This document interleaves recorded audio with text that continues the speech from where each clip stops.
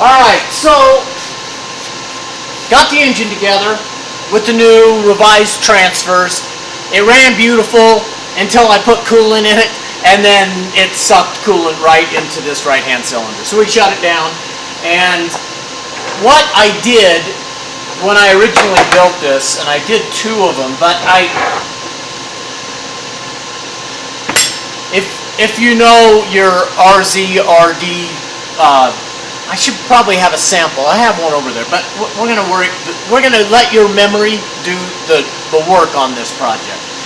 So normally these are just casting voids, right? Just strength ribs, if you will. What I did is I drilled holes in a maze, right, through every one of them, and then capped them all off. So the coolant comes in to this one and goes around and around and around, and then up through this port, which then is connected to the intake that goes up into the engine. So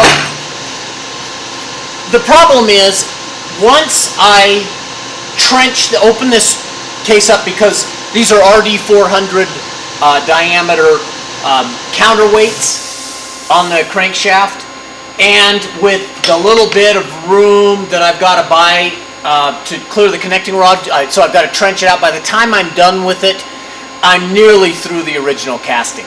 So the one that I broke when I broke the connecting rod last year that destroyed it, I laid a whole new piece of material in and welded it in, and that sealed fine.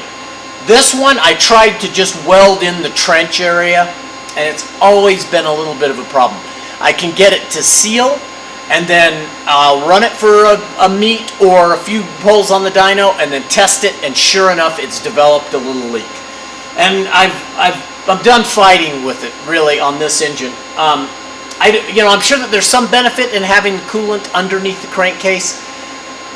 Is there enough that it's worth the hassle? I don't know. There's so much work to get it there that, anyway, I may do it with the other case that I've got going, but I'm just going to bypass it on this one. So I've got pump, it's going straight in, and I'm just tapping right now. You can see the tap is still in there. I'm just going to tap straight into that port and up and into the engine. I plug this off, and I'm going to plug the other entryway off. Now, am I going to end up with a nice insulating layer because I've capped all those cavities off? Yeah. Am I going backwards? Yes, I am. But this will be okay for a test bed. We'll get at least the new cylinders dialed in, and then in the meantime, I will get together another case and all the work that is involved in that.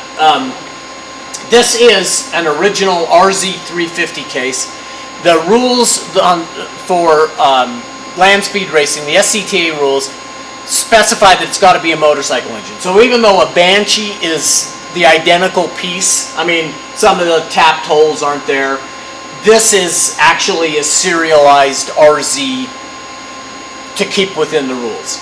And they're getting kind of hard to find. Man, I was checking on eBay, man, the one that's on there is like $500 or $400 or something. I'm thinking, that's a lot for a case that I'm going to cut all apart and rework anyway. But anyway, so I think that's it. So I'm going to cap that off. We're going to put it back together and see what kind of power it makes today. I think if I can get it all together, I have this grand mess. I seem to like working in a mess. I say to myself I'm clean, but evidence shows that's an abject lie. Okay, have a good day. Bye.